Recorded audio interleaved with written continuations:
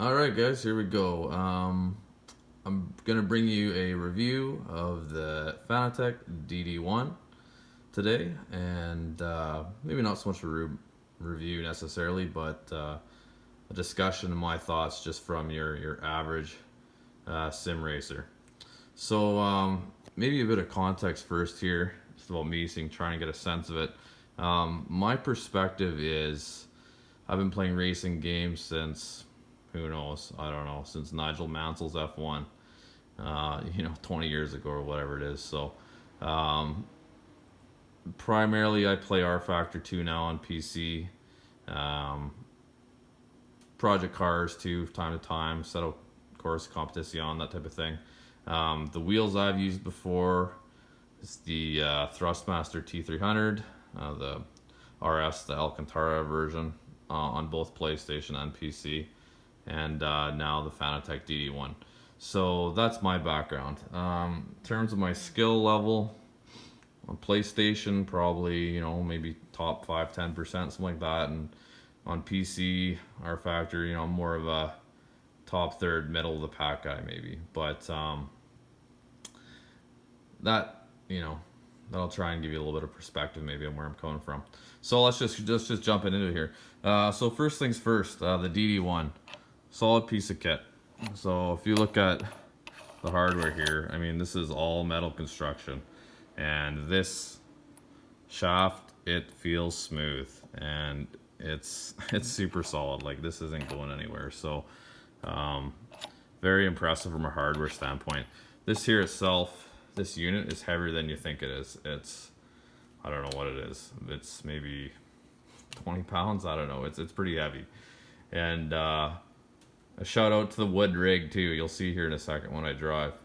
I kind of wondered if the wood rig would hold up, and once again, I'm happy I got the $60 do-it-yourself wood rig. So if you're interested in that, jump back to my channel and check out how to make yourself a pretty awesome $60 wood rig. Okay, so that's pretty much that. Putting this on is pretty easy. The camera's going to jump around here a bit now while I get sliding this on, but I'll just set the camera back here and I'll slide the wheel on.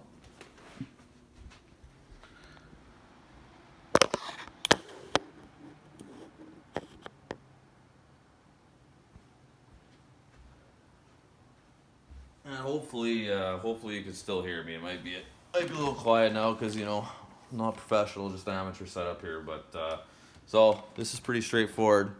You just pull the ring, you put it on.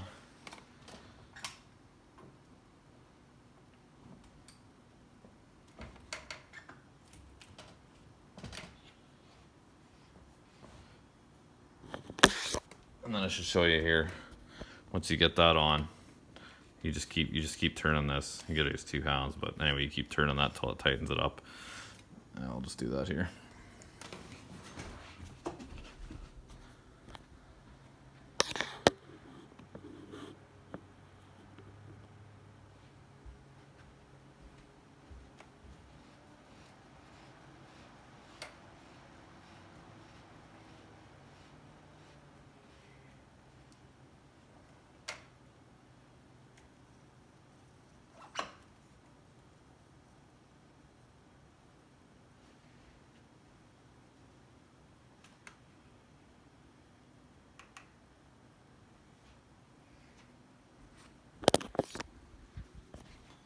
All right, ready to go. So the first thing I want to take you through is the user menu here. Right on the wheel, there's a tuning button. If you press that, you'll see it says set 1 there. And what you get up here is you get your LCD display. And basically, you can just move this jog wheel here. You can see it moving the settings. And so you've basically got 5 different modes, or not modes, but sets of parameters that you can save. So I'm just working off the set 1 here default, but you can, for different games, right? You can have one for R Factor, one for ACC, whatever you want, right? So, anyway, so I'll just use this, and you'll just watch the screen here. So if I move over, the first thing you got is sensitivity. And again, this is, I just leave this on auto, but basically it's your it's your rotation. Um, you can set your wheel rotation manual if you want. R factor sets it, so I just leave it on auto. The force feedback, the overall force feedback strength. Again, 30 to 100. I'll tell you, I'm running on 30, and it's lots. I mean, 50 is insane, and 100, I haven't even tried above 50. It's just crazy. It's hard to hang on to the wheel at 50, 60. It's kind of pointless. You may have seen other people doing like the 100% force feedback challenge or whatever with OSW wheels and that. I guess it's amusing, but there's really no point to it, in my opinion. And with force feedback 30, again, my perspective, 30 is probably 1.5 times stronger than 100% on the T300. So if that gives you any sense of how strong it might be compared to your wheel. So okay, so you have shock vibration, your ABS, it'll give you feedback as you're on your braking threshold. I just have this as 100 right now.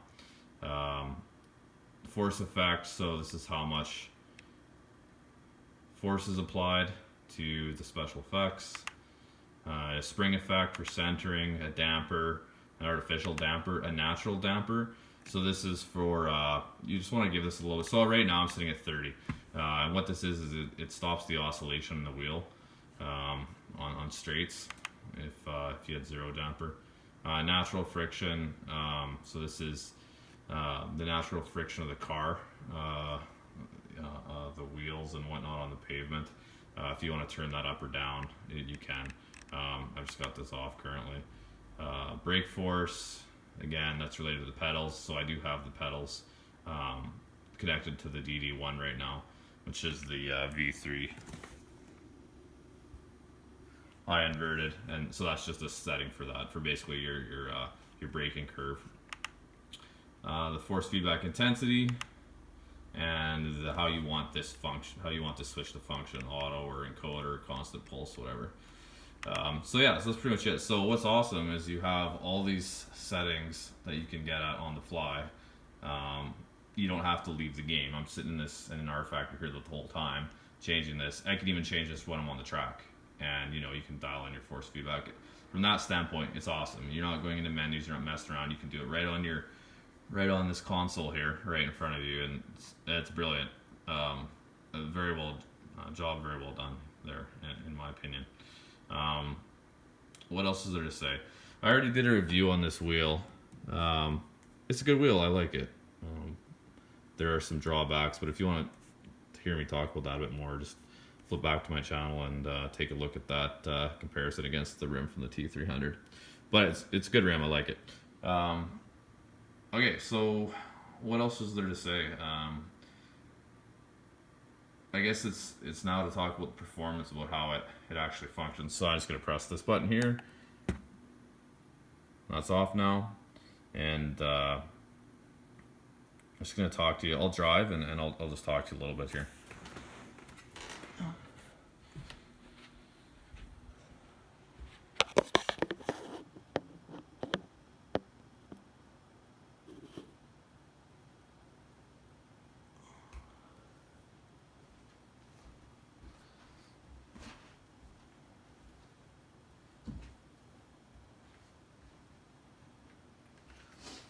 I'll just crank this down. So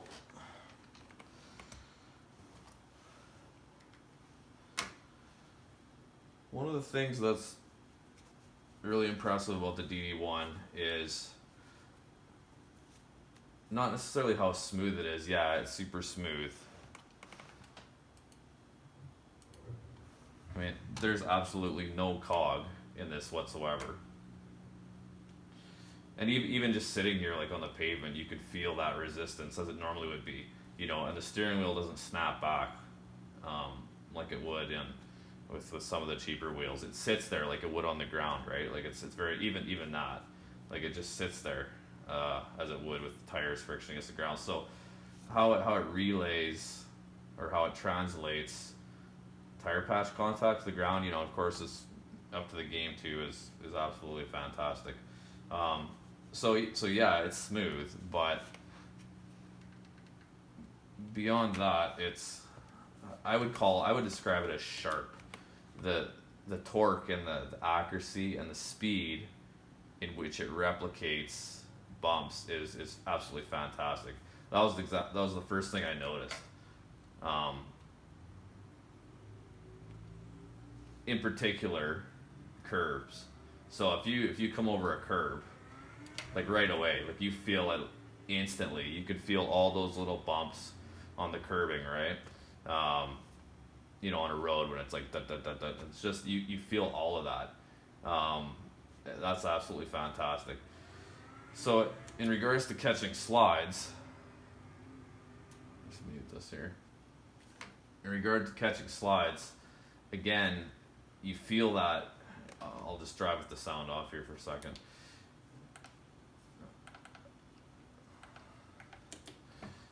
Regarding catching slides, you feel the oversteer, or you feel it stepping out almost immediately, and it's just the counter steering is so intuitive. That's one of the things that's super impressive about this.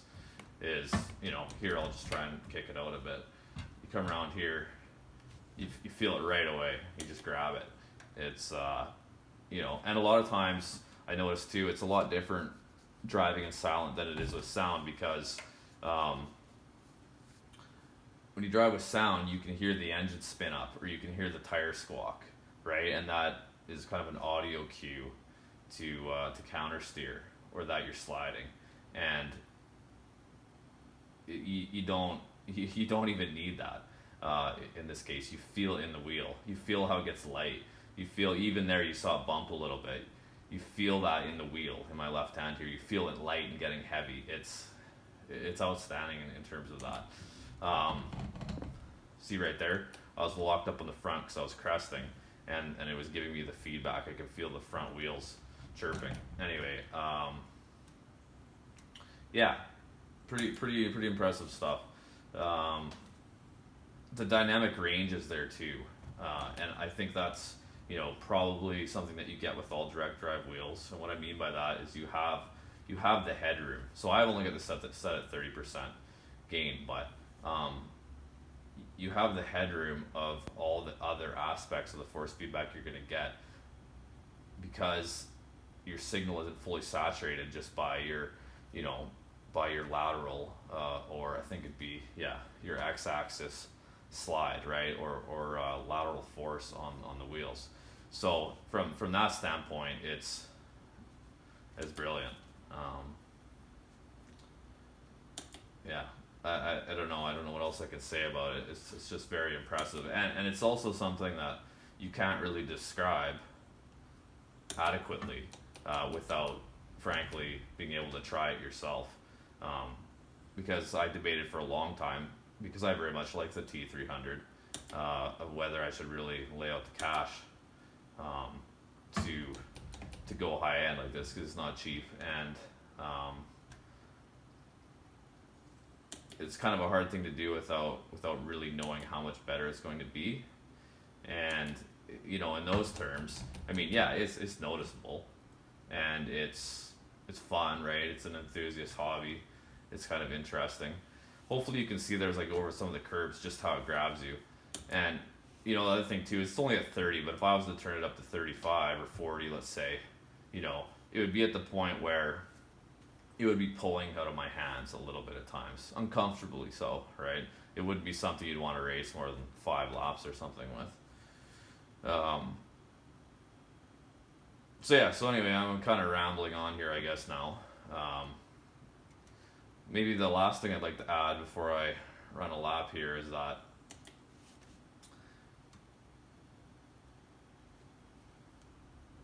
we should really talk about, is it really worth it? Where is the value actually there? Because I mean, it is, once you get the rim and that, depending on what country you're in, and US dollar conversion, these types of things. Anyway, in terms of US dollar, I think the new price is, $1,200 for the base, and another $350, $400 for a rim, depending on what you get. So I mean, you're up at $1,500-$1,600, which is quite a bit just for a wheel. But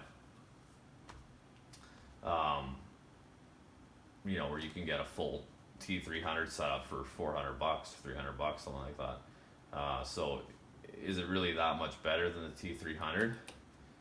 So I would put it this way: if you got money to just kind of throw around, and you've saved up, and you're doing all right, you don't have a lot of debt, things like that, and you just got some money to throw at something because you want to, because then the DD1, absolutely, DD1, DD2, whatever, get it, it's awesome, it's fun. But if you've got competing priorities, and you've got other priorities or things you'd rather do, my experience, the T300 is great. I mean, it's not, this isn't 4 or 5 times better. I think that's the point. It's maybe 30, 40, 50% more immersive. And I mean, of course, this is entirely subjective, but yeah, I guess that's just my opinion. Obviously, it's my opinion. But so is it that much better? Yes. Is it worth it? Is it the value there, price per dollar? I think it depends what your life situation is, for sure. There's absolutely nothing wrong with the T300. I mean, am I faster with the DD1? Not really. I'd like to say maybe a little bit. Is it more immersive and fun? Yeah, absolutely. And why is that? Well, just because you can feel the curbs a little bit more. You feel the road. You feel the slide a little bit more.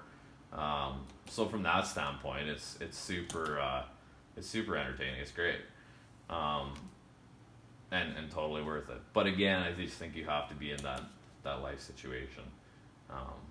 So I don't know. Anyhow, I think that's pretty well it. I mean, it's quite the ramblings. If you stuck with me this long, that's great. So I think I summarized that pretty good. If you have any questions for me, just let me know, and I'll try to answer them for you in the comments, or maybe I can do another video if I get a lot of questions about it, because I know there's not too many videos up. That's why I wanted to make this one, because there's not many just kind of talking about it from user experience. Because I'm not sponsored or have any motivations or that, so I just thought I'd throw that out there. Maybe I'll try and run a couple laps on a couple different tracks here to give you a sense of, I don't know, it's hard to see, it's on a video, you can't feel it, but you'll be able to see the wheel anyhow, bucking around, and we'll go from there. So right now, force feedback 30, maybe I'll run a lap here, and forgive me, I race in VR, but I'm not, just for this purposes, so that so I can talk and see all this stuff as it's happening. So we'll go from there.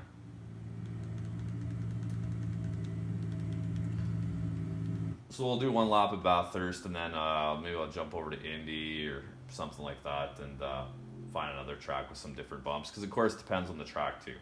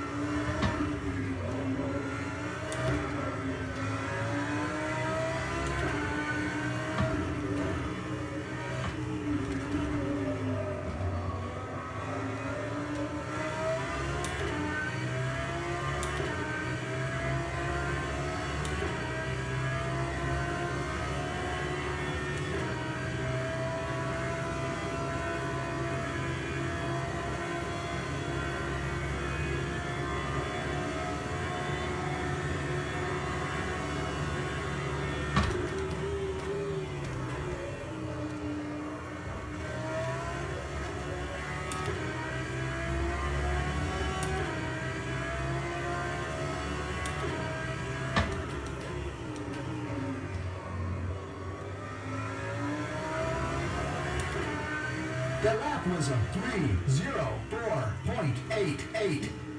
Nice lap time. So yeah, anyway, that's pretty well, and you can just see here, drive over some bumps, get some nice jolts. So you touch a wall, right?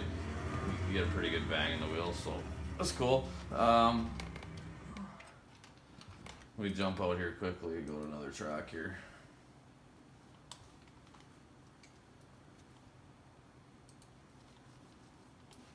Oh, there we go. Thought it froze.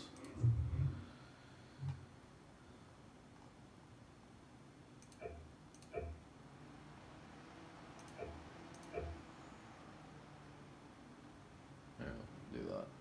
Give that a go. So what else? Let me crank it up to, I'll turn it up to 50 here. Well, 50, that's a little crazy. Let's go. The tuning button. Go to the force feedback here. And go, 45. That's lots. That's lots.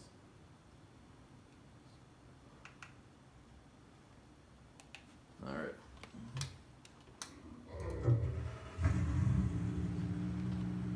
Should have mentioned I had a race in the rain on the weekend there, and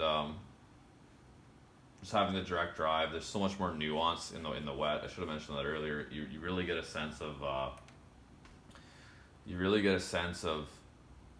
what's going on with the car, because as in the rain, as you know, it's just things are a lot more slick, and the force feedback isn't as, I don't know, I like to call it sharp or more immediate, that type of thing. But here we go. Okay.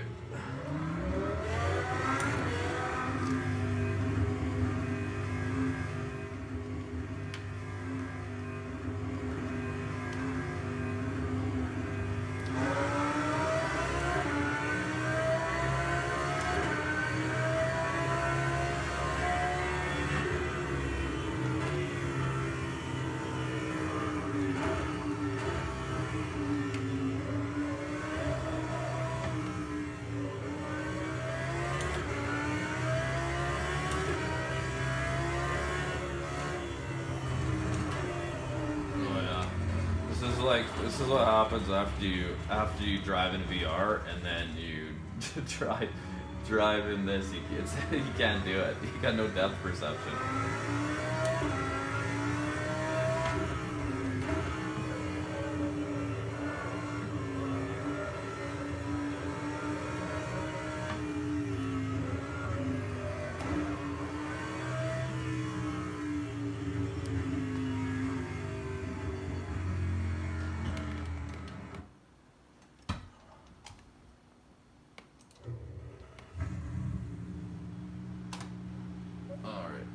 Try again.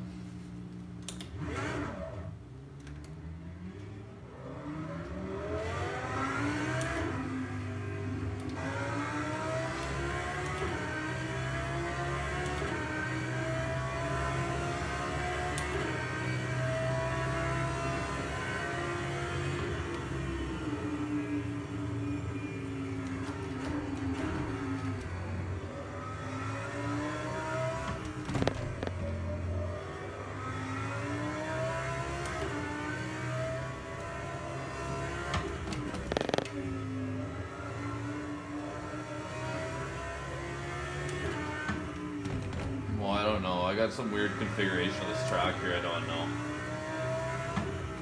That's what's going on here.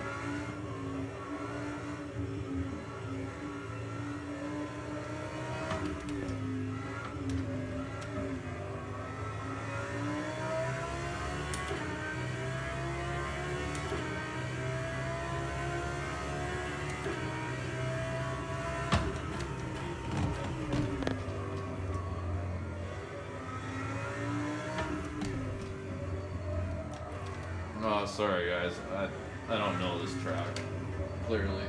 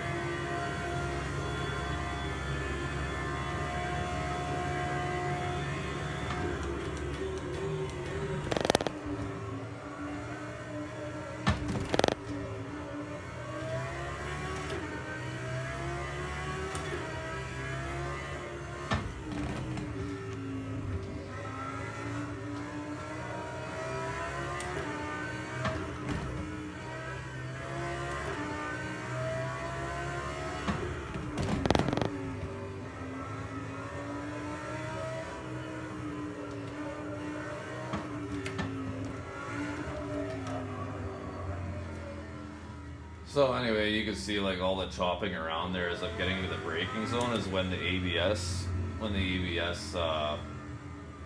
force feedback is jumping in, and it's giving me a lot of like that.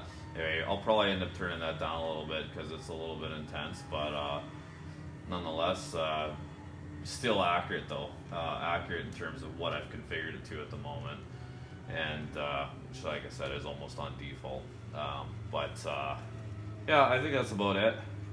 And yeah, I mean, 40 or whatever, it's 45 is lots strong enough for me. It's, you know, I've kind of already working up a little bit of a sweat, to be honest. So it's a little much, but again, the strength is there though. I mean,